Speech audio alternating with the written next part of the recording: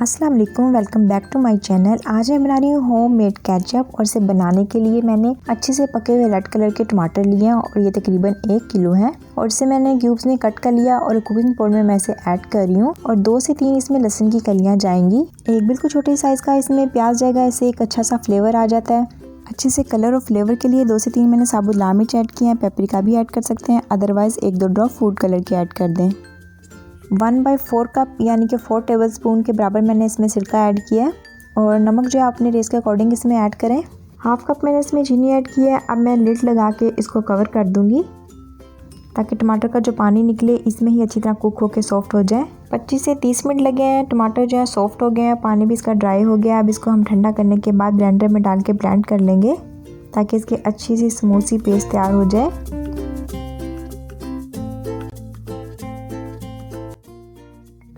अब इसको हम छान लेंगे ताकि कोई भी सीड वगैरह जो है वो अलग हो जाए।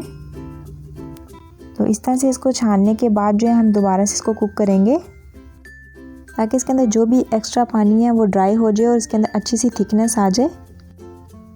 बस इतनी देर हम इसे कुक करेंगे। जैसे ये थिक हो जाएगी हम फ्लेम को ऑफ कर देंगे। उसको ठंडा होने के बाद हम इसे किसी बोतल में सेव कर लेंगे और 2 से 3 माह के लिए इजीली हम इसको यूज़ कर सकते हैं। तो तैयार है जी हमारी बहुत ही मज़े की होममेड केचप। आप भी इसे घर पर बनाइए और एंजॉय कीजिए और रेसिपी अगर पसंद आती है तो इसे लाइक एंड शेयर लाजमी कर दिया करें। इंशाल्लाह मिलते हैं किसी नई रेसिपी के साथ। तब तक के लिए अल्लाह हाफिज़।